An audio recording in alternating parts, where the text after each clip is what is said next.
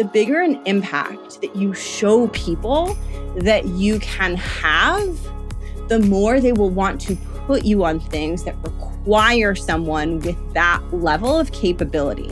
It is these three behaviors, creating clarity, staying in leadership throughout the meeting, and courageously diving into problems, that are really going to communicate to people that you are not just doing your job and showing up and executing, but that you are bringing the highest level of leadership and excellence to the work that you do.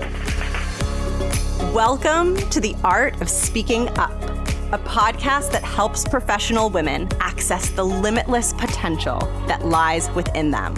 I'm your host, Jessica Guzik, and my mission is to help you find that spark inside you that has the power to transform your career in ways you may not have thought possible. I'm so excited that you're here. And now, on to the show.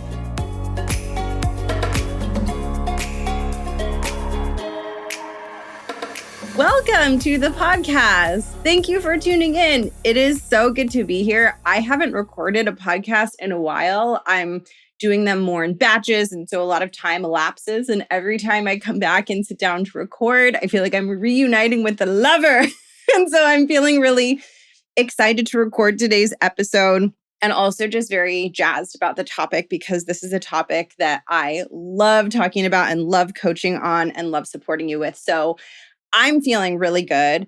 If you're new, hi, this is my podcast. I'm Jess. I'm a career coach. I'm the host of this show. I help women build confidence. I help them find their voice. I help them become powerful communicators.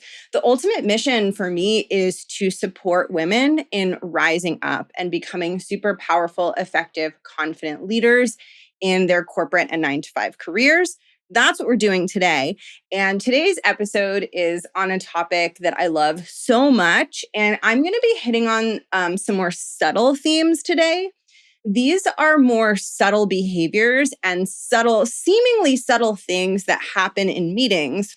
And on the surface, they can be little moments, small moments, and they can be a little bit hard to identify if you haven't really necessarily thought about these things as much or learned about these concepts as much. So my goal for today is to open your eyes and make you aware of certain choices that you can make in meetings that will help communicate and convey to leadership, to your boss, to executives at your company, that you are a high performer, that you are a leader, that you are someone who they should really have their eye on for leadership roles. The way that I think about it is meetings are where we show people our stuff. Meetings are where people really get to know us and our work in a way that they can't get to know in any other way. I really want you to think about the fact that meetings are the only place in your career where people see you problem solve and execute in real time, live, in the flesh. There is no other place where they get to watch you in process, because everything that happens outside of meetings is pretty much sharing things and documents that are already finished, right? No one's actually seeing you do it. You're doing it behind the scenes. Meetings are where you come out from behind the scenes, like you're coming out onto the stage and people actually get to see. This is why meetings are so critical, and they're such a beautiful opportunity to communicate to your leadership the depth and extent of your skills and capabilities. And that's what today's episode is really about, is how to do that really effectively. Before I dive in, I want to let you know that today is the last week that doors are open for the Art of Speaking Up Academy. So doors close Friday, November 18th at 5 p.m. Pacific time. And so if you haven't joined, there are just a few days left to join. If this is your first time hearing about the Academy is my signature group program. It is a 6-month program where you will get to spend time with me and a very intimate cohort of women who have similar challenges, similar goals as you, and you will be working on growing your confidence, right? Like building that inner badass. And also, you will be learning a very broad and deep portfolio of communication skills that are really going to help you stand out in meetings. You will learn the foundations of executive communication. You will learn the foundations of assertiveness. You will learn the foundations of thought leadership so that when you show up in meetings, you are making an impression that will help accelerate your path to leadership. If that is something that you want to be a part of, if you want to join me in what I think is a deeply transformational 6-month journey that it is designed to change the way that you see yourself and really have you start feeling genuine confidence and seeing yourself as a leader in those meeting rooms. If that is the shift that you are ready to make, that you are desiring, I invite you to come join me inside the Art of Speaking Up Academy. Head over to justguzitcoaching.com/academy. This is where you can enroll for the program, and you can see much more details about the program. You can check out the curriculum. You can learn more about it, and feel free to send me a note, although hurry because there's only a few days left, but feel free to send me a note if you have questions about it. I will drop my email in the show notes. I would love to have you join us. That's justguzitcoaching.com/academy. And now let's get into the topic of today's episode, because this is just like the Academy. This is so foundational for your growth. So what I'm going to walk you through today are a set of 3 behaviors that will really help communicate to people around you. She is leadership material. She is one to watch. She is a high performer. She is someone that we want to retain. She is someone that we want to promote. I really want you to start seeing those connections between what you say and do in meetings and your professional reputation, and therefore your career path. A huge part of the reason why I was successful in my corporate career is because I understood. It took a lot of time, but eventually I got to a point where I understood who I needed to be in meetings in order to have a higher impact in my role. As I understood that, I was able to practice showing up that way. As I practiced showing up that way, my confidence grew. It felt more and more natural to do that. And as my confidence grew and I consistently showed up that way more often, my work had a much higher impact. My audience was much more engaged and impressed and captivated by the work that I did. And the result of that was that I was on a very accelerated path to executive leadership. I'm trying to remember, I became technically an executive at a very large company, the Walt Disney Company. And how old was I? I think I was either 32 or 33. So my early 30s, which is very, very fast, right? That's a very fast time frame in one's career to hit executive status. There are lots of reasons for that. I also want to name that there's a lot of inequality and privilege that plays a role in that. So there's a lot of complexity. And it's important for me to point out that it's not just this black and white thing all of the time. But one thing that contributed to that and played a role in that was my ability to show up in meetings and show up as a leader and therefore have a bigger impact. The bigger an impact that you show people that you can have, the more they will want to put you on things that require someone with that level of capability. Here's how I want you to think about this, right? If someone is really, really skilled, it is inefficient to keep them in a role where they cannot use the full breadth of their skills, right? So it is literally, as you show people what you're able to do, it is literally a bad decision for your company not to promote you, because they want someone with your thinking in a role where that thinking will get used to create results, right? And then they can replace your old role with someone whose skill set matches your old role. So it's almost like a match game where they want to match people's skill sets to the proper role. And so as you show them that your skill set is higher, they're going to want to match you to a higher role. And what I'm teaching you today in this episode is all about how do you show them that, and specifically, how do you show them that in meetings? So what I'm going to do is I'm going to walk you through the list of 3 things, and then I'm going to deep dive into each one of them and talk about what gets in the way of it and talk about how to help you cultivate this ability. So let's dive in. Okay. The 3 things are: 1, creating moments of clarity for your audience. This is huge. I'm so excited to talk about this. I'm such a nerd. Number 2 is staying in leadership throughout the meeting. This is harder than it sounds. We're going to talk about that. And number 3 is courageously diving into problems and roadblocks. So let's start with number 1, creating moments of clarity for your audience. So first, I want to define and talk about what a moment of clarity is, because I think understanding it is a huge driver in helping you do it.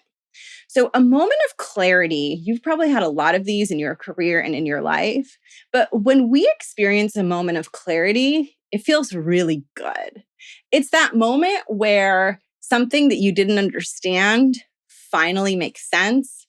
It's that moment where someone is explaining the rules to a game, a board game you've never played, and it finally clicks and you're like, all right, I'm ready to play. It's that moment where you're watching a movie and they reveal the plot twist at the end and everything makes sense. And you're like, oh my God, I see all the pieces, right? It's that moment of clarity, that moment of comprehension, that moment of understanding. And if you've experienced that moment, you know it feels really good, right? Like it feels really good when things click, when things make sense, right? It's a very positive experience. So what I'm inviting you to do in today's episode is to commit to creating those moments for your audience, right? And I really want you to have the reference point of how good they feel so that you can really understand what it's like for your audience to experience moment after moment of clarity, clicking, things are making sense, things are flowing, the logic is all fitting together. When those moments of clarity happen for your audience, there are a couple things that result from that. The first thing that results from that is they have a very good experience in your meeting, right? It feels good to experience clarity. It feels good for things to click. It feels good for things to fit together. As humans, we love this. Like we like coherence, right? Like we like when things make sense. So your audience is having a more positive experience. And I mean, think about the opposite. We don't like it when things don't make sense. We don't like it when we're confused. We don't like it when we can't seem to fit the pieces together, right? So you can almost think about this as a spectrum from like confusion to clarity. And the more moments you have of very coherent, very sharp clarity, the better experience your audience has. But that's not the only result that it has on your audience. In addition to them having that good experience, the leaders in your audience, many of them will likely begin to realize that you are a deep and solid thinker. Because when you create moment after moment of clarity for them, and it's like boom, boom, boom, like cohesion, it makes sense, it maps, it works, it's like, I'm getting it. Then what they start to understand about you is that you are a very crisp thinker, right? And this happens, it's less about doing this in one meeting one time, and it's more about doing this over and over in every meeting and the cumulative effect of that, right? But they experience that over and over, and they begin to realize that your thinking is sharp, that your work is sharp. And they know that with the level of clarity that you are able to bring, that they can put you on something messy, weird, complicated, and it creates an enormous amount of trust because they've seen the degree to which you are able to shepherd and guide them through things, which makes them have the faith and feel comfortable to take a bet on you. It's sort of like if you're someone who cooks and or if you're a control freak, I think you'll relate to this analogy. But it's sort of like when you're having a dinner party. I love having dinner parties. I love making food for my friends. I don't know if you are too. I'm also like very much a control freak in the kitchen. And so it's when someone asks me if they can help, it's like sirens go off in my head and I'm like, no, like I have to make everything, right? But it's sort of like if a friend asks me to help, I'm going to give them a very easy task, right? I'm going to be like, can you wash these tomatoes? But if I have a friend who I know like knows how to cut an onion, then I might entrust them with a more complex task. This is giving you a window into how controlling I am about my cooking. But listen, like I've had times where I've been like, hey, can you cut an onion? And I assume like it doesn't even occur to me that not everyone knows how to do it, knows how to get all the pieces the right size, right? So they'll be like struggling with it for like 10 minutes and then we'll have all these different size onion pieces. And then I kind of realize like, oh, that wasn't the best task to give them, right? But if I have a friend who's really good at cooking or who's in culinary school or whatever, I can give them the entire dish. I can just be like, can you make the guacamole? And I can only have that faith if I have like seen them cut the tomato and know they can cut the onion and they know the seasonings and I don't have to like explain everything because I've seen all those little pieces, right? I know that they hold this quality, so I can actually have them make an entire dish.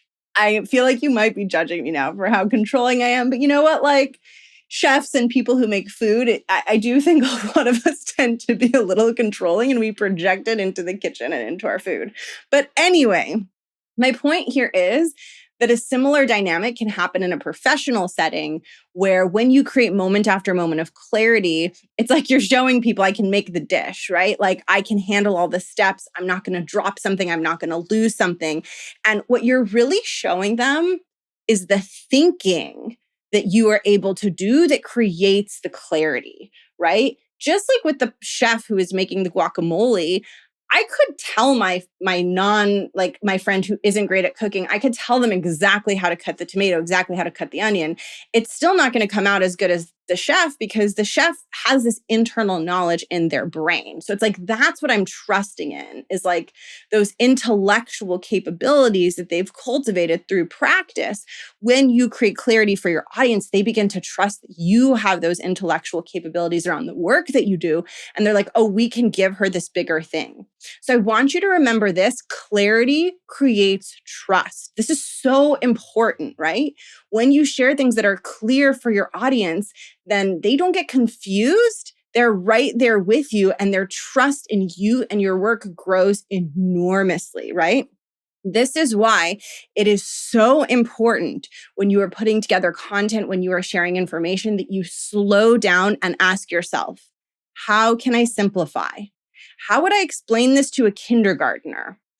How can I assume that my audience doesn't know much about this, right? Where am I assuming that they know as much as I do? And where can I simplify and bring them along? Where can I add structure? Where can I make my content more coherent and cohesive? What I'm speaking about are some of the tangible tools of executive communication. It is those executive communication tools: simplicity, structure, context, flow.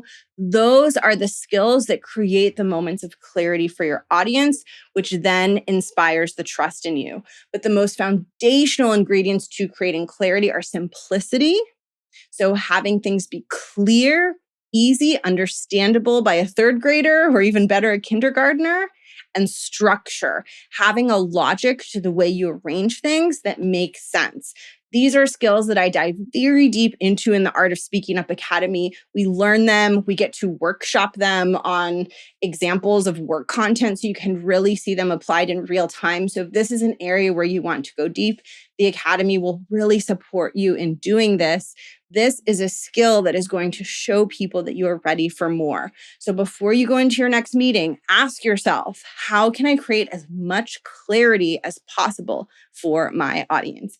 How can I show them that they can hand off the guacamole to me and that it is going to turn out delicious and it is not going to be like a very hacked, different size cut up things guacamole? Okay, that is number one, creating moments of clarity for your audience. Number two, this is a really hard one. This one, unlike number one, is more about taking up space. So number one, creating clarity, that doesn't require you to take up a lot of space. Creating clarity requires you to slow down and really zoom in on your content and ensuring that your audience is having the best possible experience of your content.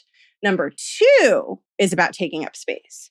So number two is to stay in leadership throughout the course of the meeting. This is especially important if it's your meeting. And I'll use an example where you are running a meeting to explain this, although it does apply in many different situations. But for simplicity's sake, let's assume that we're talking about a meeting that you are the one running, you own the agenda.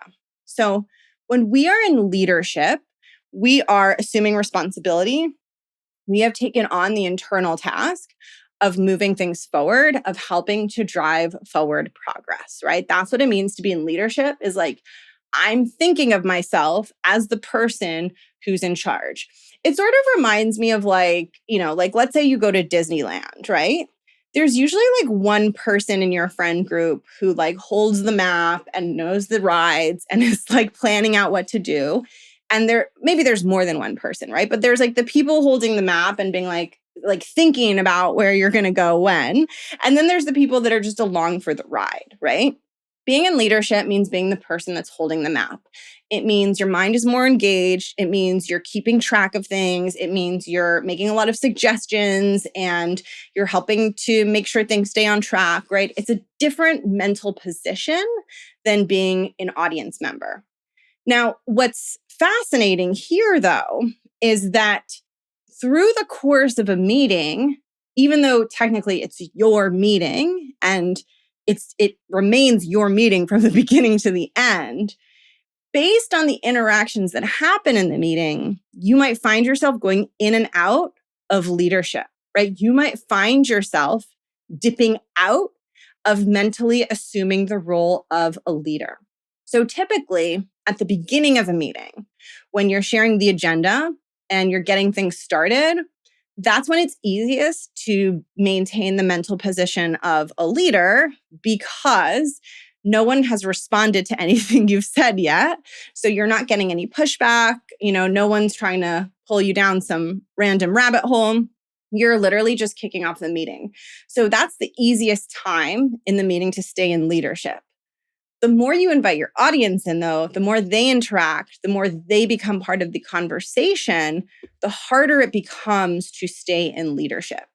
And when we kind of back down from seeing ourselves as the leader, we stop holding the map when we're walking through Disneyland and we hand it to someone else, we've stepped out of leadership.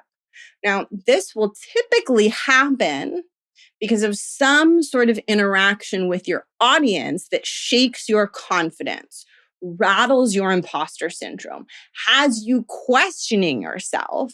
And in that questioning, you experience a lot of emotional discomfort. And it becomes so hard to maintain the mental position of leader with all of that discomfort. So here's an example of what that might look like. You're running a meeting, you share the agenda, you get into the content, and then you get into a piece of content. Let's just say you're showing a PowerPoint deck. You get to a page where you're sharing a proposal for what you think the next step of your project should be. And someone jumps in and challenges it and says, this doesn't make sense. I don't agree with this. In that moment, you might feel a massive wave of emotion. Your body might feel like it wants to collapse. You might start to feel doubtful. You might have a flood of fear and worry and imposter syndrome and smallness, and you might want to run and hide. And so when that person shares that, because you're having such an overwhelming internal experience, it might be really hard for you to stay in leadership. And typically, when we hand off leadership, we will do one of two things in a situation like that. We will either go into like people pleasing and try to fix the situation as fast as possible so that we can feel comfortable again. So we might quickly agree with the person and say, yes, like, well, what do you propose we do? Like, yeah, that makes sense. Okay, because we want that discomfort to be over. Or we will hand off leadership to that person. So it's equivalent to being at Disneyland and your friend being like, you're horrible at like coordinating. And you're like, yes, I am horrible. And you give them the map and you're like, okay, you can do it. So in a meeting, if someone challenged you, you would let them take over, right? And let them start directing your project. Now, these behaviors make sense. And I want to really take a moment to stop and clarify that I am not shaming these behaviors. And it is so important in our growth process that when we identify a behavior that isn't creating the result that we want in our career, that we don't shame ourselves, because that is often a very automatic response. As soon as we realize we're doing something that we desire to change, we go into self-judgment and shaming, which actually slows down the process of building confidence. So if you relate to these behaviors, it is incredibly important to approach this with gentleness and curiosity and compassion, we can desire to change a behavior without hating ourselves and without making ourselves horrible. And I think that is so important in something like this when we identify a place where we want to shift a behavior. So this behavior is happening because of the discomfort that we're feeling, because we haven't yet learned how to be with that discomfort and stay in leadership. Staying in leadership means mentally thinking, this is my project, this is my meeting. I am responsible for getting to the best possible result. This person is sharing information with me that suggests that my method isn't going to get us to the best possible result. I have to stay in leadership and find out what will get us to the best possible result so that I can move this project forward in the most effective way. And that answer of like, what will get you to the best possible result? You could be right. They could be right. It will be different every time, right? It's not about who's right and who's wrong. It's about you staying in leadership and being determined to figure that out. Right? So instead of people pleasing or going into pleasing and saying, oh yeah, you're right, we'll do it your way. Or instead of shrinking away and letting that person take over and then letting other people take over and other people solve it, you stay in leadership. You're the leader. You're solving the problem, right? So that means that when someone challenges you internally, you're thinking, well, I've got to help us get this to resolution, right? And it's not about who's right and who's wrong. It's about you seeing yourself as the leader. No matter what happens in the meeting, it is my responsibility to move this towards leadership, which means that rather than people pleasing or letting other people take over, you would engage with that stakeholder and begin problem solving with them, which I'm going to talk about in number 3. But I want to give one more example of how to stay in leadership. This is another wonderful example, is when people try to distract from the main topic of your meeting, or like two people start arguing about something that is not connected to your meeting, or people start going in another direction. Now, sometimes when this happens, you do really need to pivot and focus the meeting in a new direction. But there are times when people are just rabbit holing into things that don't make sense for your meeting. Stepping out of leadership looks like allowing this to happen and allowing this to go on. Staying in leadership means recognizing that every meeting costs money, right? Like each person is spending time, which is finite, in your meeting. And as the leader of the meeting, it is your responsibility to make sure that your time and everyone else's time is being used effectively. So stepping out of leadership would look like letting people hijack. Staying in leadership would look like, hey guys, it looks like there's another topic coming up. I'm going to table this for a different forum because I want to make sure we get through the priority pieces. So I'm going to bring us back to the agenda, but I am making a note here that this other topic came up so that we can close the loop in a separate context. And then you keep going. That's what it looks like to stay in leadership. Now, the reason this is so important is not just because that specific meeting will obviously be much more productive if you stay in leadership throughout the meeting, but similar to number 1 is you have to think about the cumulative effect of doing that meeting after meeting after meeting, and what your boss, what leaders, what executives will begin to learn and conclude about you as they see you doing this, right? That is what is so important here. When they see that, your meeting, like someone challenges it, something's getting rocky, something's getting shaky, and every time you wrangle it, right? I'm imagining like a cowgirl. I was going to say cowboy, but let's make it a cowgirl. I'm imagining a cowgirl like wrangling like a wild animal, right? Like when they know that no matter how wild the animal is, you wrangle, you stay in leadership, you keep it moving, you keep it going. Like when they know that, it's similar to number 1. They're like, oh, we can give her the crazy project. We can give her the hard project. We can give her the big promotion. We can give her the new expansion project. We can give her this hard thing that other people can't handle because look at how she wrangles. Look at how she stays in leadership. Look at how she keeps people in line. And keeping people in line doesn't mean being mean, right? I'm going to do a whole separate future podcast episode that like being a leader, being direct, being effective, like it doesn't mean like being an asshole, right? It means staying in leadership. When they see that you can do that, they can make a bet on you. And typically, if you want a fast path to promotion, you need people to make a bet on you, right? If you want rapid growth or, really any growth, people are going to put you in a role or put you on projects where you haven't done that role before. You haven't done that project. So how do they know you can handle it? Because they've seen you wrangle. They've seen you pick up the lasso and be like, all right, I can do this, right? Like I can get this. And they see that enough times and they're like, okay, like I can assume, I can extrapolate that she can handle more.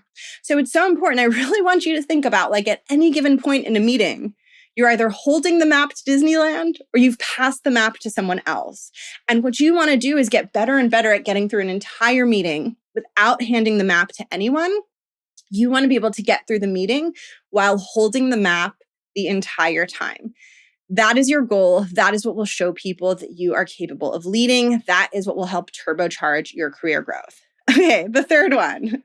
The third one that will help you show people that you're a leader is diving into problems. And this is very closely connected with number 2. That's why I ordered them this way. So diving into problems means having the courage to face the hard things and having the resilience and the determination to push through them one by one to get to results. There are very few problems that come up in a business setting that cannot be solved. And yet we tend to get so scared when problems come up, especially if it's problems around our work or our meeting, and we forget that we can probably fix them.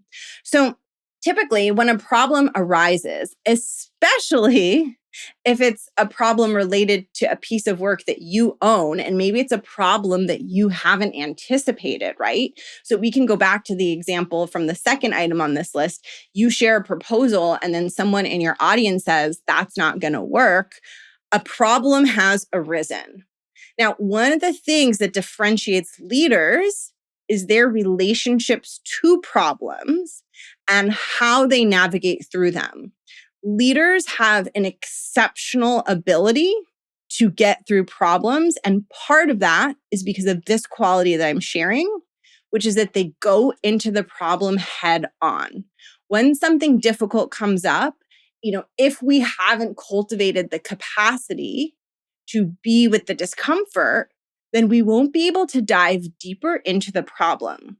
We want to skip over the problem. We want to get to the solution. We want to stop feeling uncomfortable. We want to stop being in the discomfort of wondering if we're doing our project wrong or wondering if it's not going to work.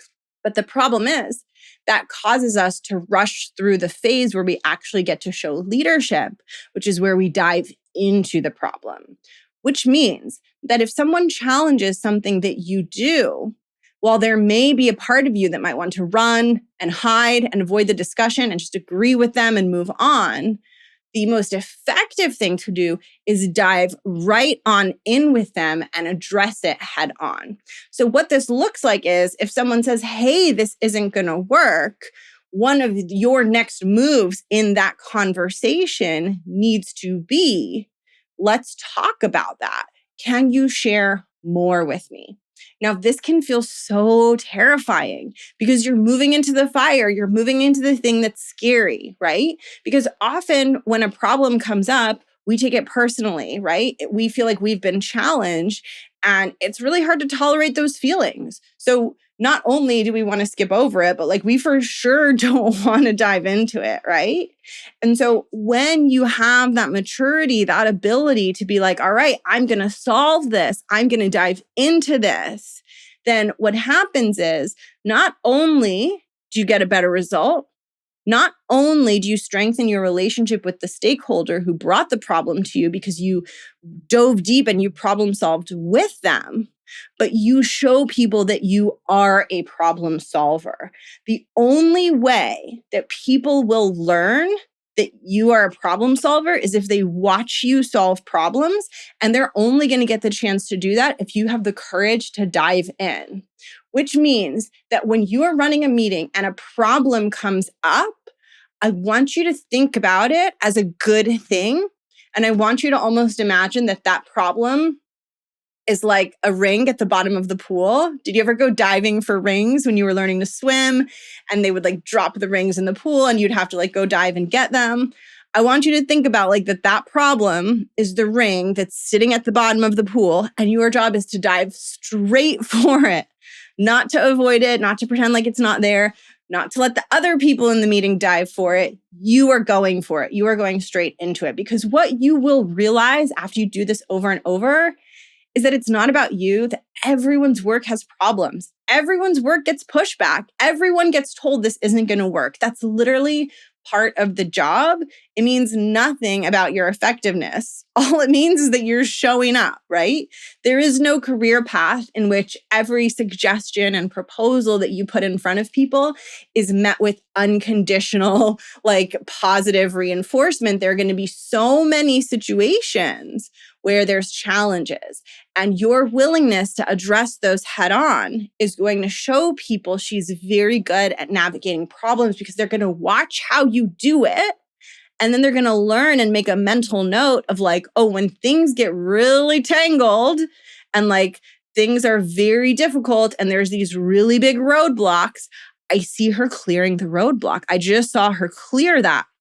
And I spoke about trust earlier when I talked about clarity. This is a huge trust builder, right?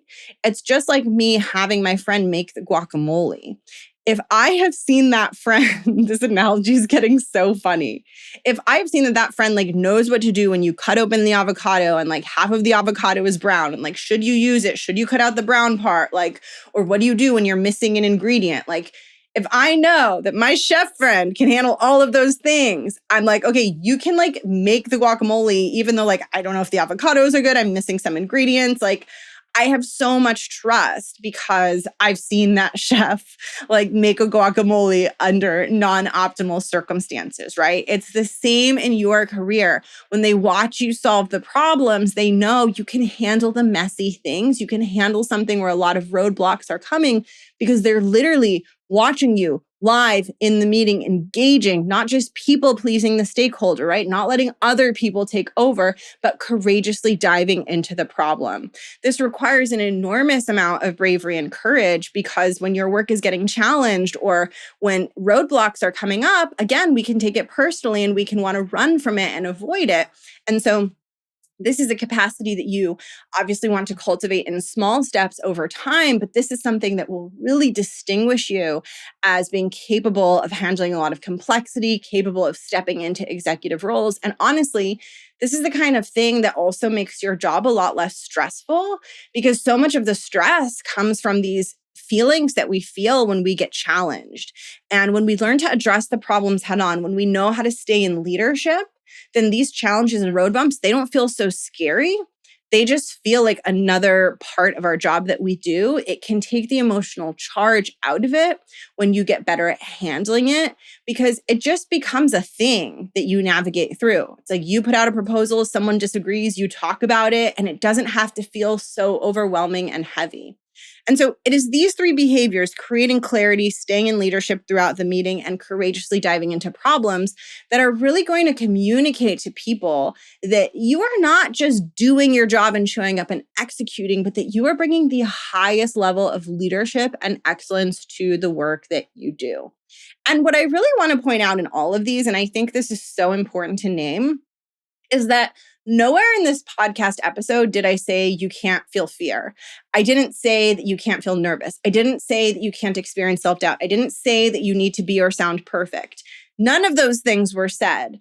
What these traits require, especially particularly items 2 and 3 on the list, is courage, grit, bravery, resourcefulness, right? Like just being able to give it everything you've got in the moment, but giving it everything you've got, staying in leadership, powerfully driving it forward, that's not the same as being perfect, right? Being perfect is like grasping onto control and expecting so much of yourself and pushing yourself so hard. This is different. This is about being gritty and being like, you know what? I'm not perfect. I'm not going to get this perfect. This meeting isn't going to go perfect, but I want to become a really good leader. So when something comes up, I'm going to get messy and I'm going to roll up my sleeves and I'm going to dive in and I'm going to talk to my stakeholder about it, right?